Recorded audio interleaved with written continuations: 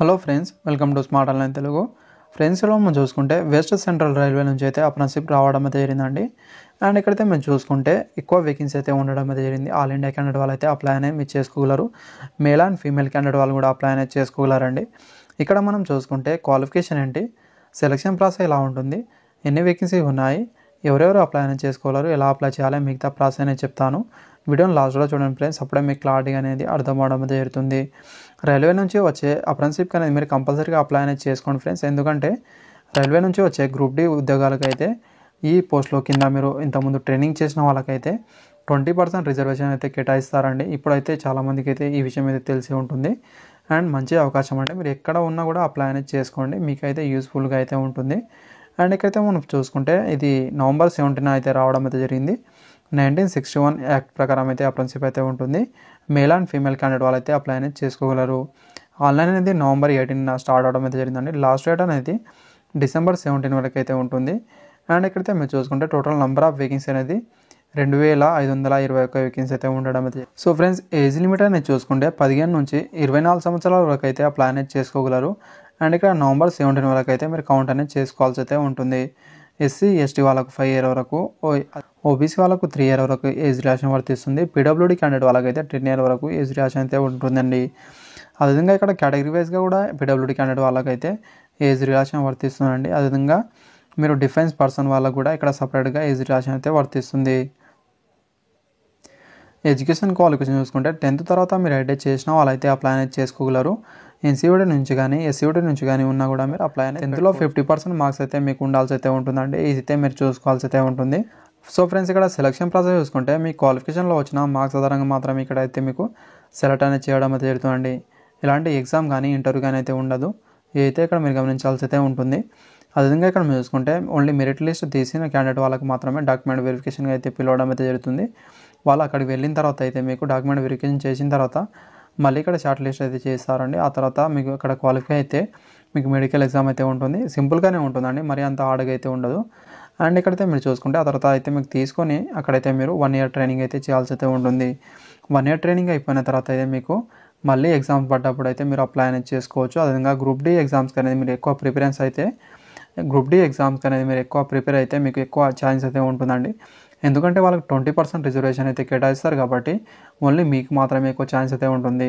సపోజ్గా మీరు open category నుంచి మీరు 10th తర్వాత మీరు అప్లై అనేది చేసుకుంటే ఇక్కడ 70-80 మార్క్స్ అనేది రావాల్సి అయితే ఉంటుంది. అలా కాకుండా అప్రెంటిస్‌షిప్ చేసిన తర్వాత మీరు అక్కడ గ్రూప్ డి ఎగ్జామ్కి అనేది రాస్తే ఎంత కాకపోయినా ఒక 40 మార్క్స్ వస్తే మీకైతే ఈజీగానే జాబ్ అనేది వస్తుందండి. ఎంత తేడా ఉందో అయితే మీరు అప్పుడే గమనించవచ్చు. ఇదైతే మీరు చూసుకోవాల్సి అయితే ఉంటుంది. అండ్ ఇక్కడ అప్లికేషన్ ఫీజు అయితే ఉందండి. ఇదైతే మీరు చూసుకుంటే SC ST PWD women candidate వాళ్ళకి ఎలాంటి ఫీజు అయితే లేదు. మిగతా క్యాండిడేట్ వాళ్ళు అయితే 100 రూపీస్ ఫీజు అయితే పే చేయాల్సి అయితే ఉంటుంది, ఆన్లైన్ ఫీజు అనేది. ఇక్కడ మీరు చూసుకుంటే డెబిట్ కార్డ్ కానీ నెట్ బ్యాంకింగ్ ద్వారా కానీ మీరైతే ఫీజు అనేది పే చేయొచ్చు, ఎలాంటి ప్రాబ్లం అయితే లేదు. అప్లై చేసే ముందు అయితే కొన్ని డాక్యుమెంట్ అయితే పెట్టుకోవాల్సి అయితే ఉంటుంది. ఫస్ట్ అయితే మీరు ఫోటోగ్రాఫ్ అయితే తీసుకొని పెట్టుకోవాల్సి అయితే ఉంటుందండి. 20 to 50 KB లోపు అయితే ఉండాల్సి అయితే ఉంటుంది. ఆ తర్వాత ఇక్కడ మీ సర్టిఫికేట్ కూడా ఇక్కడ మీరు చూసుకోవచ్చు అండి. ఓన్లీ PDF ఫార్మాట్లో మీరు ఇక్కడ రెడీ అయితే పెట్టుకోవాల్సి అయితే ఉంటుంది. 50 to 200 KB అనేది అడిగారండి. ఫస్ట్ 10th మేమో, ఆ తర్వాత ఇక్కడ చూసుకుంటే మీ క్యాస్ట్ సర్టిఫికేట్, పీడబ్ల్యూడీ క్యాండిడేట్ వాళ్ళైతే మీ పీడబ్ల్యూడీ సర్టిఫికేట్, ఆ తర్వాత ఐటీఐ సర్టిఫికేట్, ఆ తర్వాత మీ ఐటీఐ మార్క్ షీట్ అనేది కూడా మీరు PDF రూపంలో మీరు అక్కడ పెట్టుకోవాల్సి అయితే ఉంటుందండి. మీరు మొబైల్ ఫోన్లోనే అప్లై అనేది చేసుకోగలరు. ఆ ప్రాసెస్ కూడా నేనైతే చెప్తాను. నెక్స్ట్ మనం చూసుకుంటే ఇక్కడ మీరు వాళ్ళ అఫీషియల్ వెబ్సైట్లో వెళ్ళైతే అప్లై అనేది చేయాల్సి అయితే ఉంటుందండి. ఆ ప్రాసెస్ కూడా నేనైతే చెప్తాను. నెక్స్ట్ మనం చూసుకుంటే ఇక్కడ ఒకవేళ మీరు ప్రాపర్గా మీ ఫోటో, అదేవిధంగా సిగ్నేచర్ కానీ, అదేవిధంగా సర్టిఫికేట్, ఆ తర్వాత మీరు ఇక్కడ చూసుకుంటే ఇవి ప్రాపర్గా మీరు ఫిలప్ చేయకపోతే మీ ఫామ్ అనేది ఇన్వాలిడ్ అయితే అవుతుందండి. అయితే మీరు గమనించాల్సి అయితే ఉంటుంది. ట్రైనింగ్ పీరియడ్ అని చూసుకుంటే 1 ఇయర్ అయితే ఉంటుందండి. స్టైఫండ్ అనేది 2 ఇయర్ ఐటీఐ చేసిన వాళ్ళకైతే 8,000 అయితే ఉంటుంది. అదేవిధంగా 1 ఇయర్ ఐటీఐ చేసిన వాళ్ళకైతే ఇక్కడ మీకు 7,700 అయితే వస్తుంది. ఇదైతే ఇక్కడ మీరు చూసుకోవాల్సి అయితే ఉంటుందండి. మెడికల్ ఫిట్నెస్ అనేది చూసుకోవచ్చు, ఎలాంటి ప్రాబ్లం అయితే లేదండి, మరి అంత హార్డ్గా అయితే ఏమి ఉండదు. సో ఫ్రెండ్స్, ఇక్కడ యూనిట్ అదేవిధంగా ట్రేడ్స్ అయితే చూపించారండి. ఏ యూనిట్లో ఏ ట్రేడ్ వాళ్ళకు ఎన్ని వేకెన్సీ ఉన్నాయి ఇక్కడైతే మీరు గమనించవచ్చు. పక్కన అయితే ఇక్కడ యూనిట్ అనేది చూసుకోవచ్చు అండి. ఆ తర్వాత ఇక్కడ ట్రేడ్స్ అనేది గమనించవచ్చు. ఎలక్ట్రీషియన్ వాళ్ళకు అన్ని యూనిట్లో కలిపి టోటల్ నెంబర్ ఆఫ్ వేకెన్సీ అనేది 458 ఉన్నాయండి. అయితే మీరు చూసుకోవచ్చు. అదేవిధంగా కేటగిరీ వైజ్గా ఇక్కడ అయితే మీరు గమనించవచ్చు. నెక్స్ట్ మనం చూసుకుంటే ఫిట్టర్ అండి, 651 వేకెన్సీస్. డీజిల్ మెకానిక్ వాళ్ళకు 24 వేకెన్సీస్.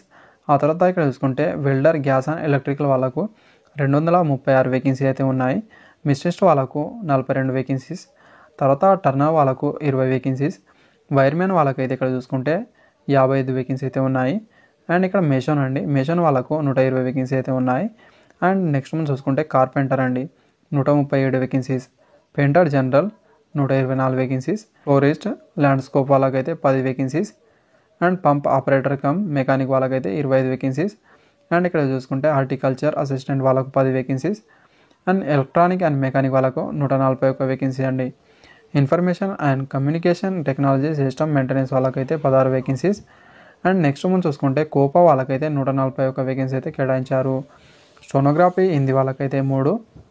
అండ్ స్టోనోగ్రఫీ ఇంగ్లీష్ వాళ్ళకు ఇక్కడ 5 వేకెన్సీ అయితే ఉన్నాయి. ఆఫ్టర్ ఇక్కడ మేము చూసుకుంటే అప్రెంటిస్ ఫుడ్ ప్రొడక్షన్ అండి జనరల్ వాళ్ళకు 1 వేకెన్సీస్. అండ్ నెక్స్ట్ మనం చూసుకుంటే అప్రెంటిస్ ఫుడ్ ప్రొడక్షన్ వెజిటేరియన్ వాళ్ళకు 1 వేకెన్సీస్. ఫుడ్ ప్రొడక్షన్ కుకరీ వాళ్ళకైతే 1 వేకెన్సీ అండి. డిజిటల్ ఫోటోగ్రాఫర్ వాళ్ళకైతే ఇక్కడ మీరు చూసుకుంటే 1 వేకెన్సీ మాత్రమే కేటాయించడం అయితే జరిగింది. కంప్యూటర్ నెట్వర్కింగ్ టెక్నీషియన్ వాళ్ళకు 4 వేకెన్సీ అయితే ఉన్నాయండి. సెక్రటరీ అసిస్టెంట్ వాళ్ళకు 2. అండ్ ఇక్కడ చూసుకుంటే హెల్త్ శానిటరీ ఇన్స్పెక్టర్ వాళ్ళకైతే 5. అండ్ డెంటల్ ల్యాబొరేటరీ టెక్నీషియన్ వాళ్ళకు ఇక్కడ 4 అయితే ఉన్నాయి. అదేవిధంగా నెక్స్ట్ మనం చూసుకుంటే material handling and equipment mechanic come operator వాళ్ళకైతే 5 ఉన్నాయి. ఏసీ మెకానిక్ వాళ్ళకైతే ఇక్కడ 7 వేకెన్సీ అయితే ఉన్నాయి. ఆ తర్వాత బ్లాక్ స్మిత్ వాళ్ళకు 67 వేకెన్సీస్. ఆ తర్వాత ఇక్కడ కేబుల్ జాయింటర్ వాళ్ళకైతే 6 వేకెన్సీస్. నెక్స్ట్ మనం చూసుకుంటే ఇక్కడ డాట్ మ్యాన్ వాళ్ళకైతే సివిల్ వాళ్ళకు ఇక్కడ 15 వేకెన్సీ అయితే ఉన్నాయి. తర్వాత డాట్ మ్యాన్ మెకానికల్ వాళ్ళకు 5 వేకెన్సీస్. సర్వైవర్ అండి ఇక్కడ 1 వేకెన్సీస్. ప్లంబర్ వాళ్ళకు 84 వేకెన్సీ అయితే ఉన్నాయి. తర్వాత ఇక్కడ చూసుకుంటే స్వింగ్ టెక్నాలజీ వాళ్ళకైతే టోటల్ నెంబర్ ఆఫ్ వేకెన్సీ అనేది 5 అయితే ఉన్నాయి.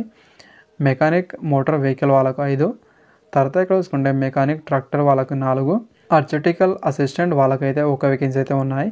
టోటల్ నెంబర్ ఆఫ్ వేకెన్సీ ఇక్కడ మీరు చూసుకుంటే 2521 వేకెన్సీ అయితే ఉన్నాయండి.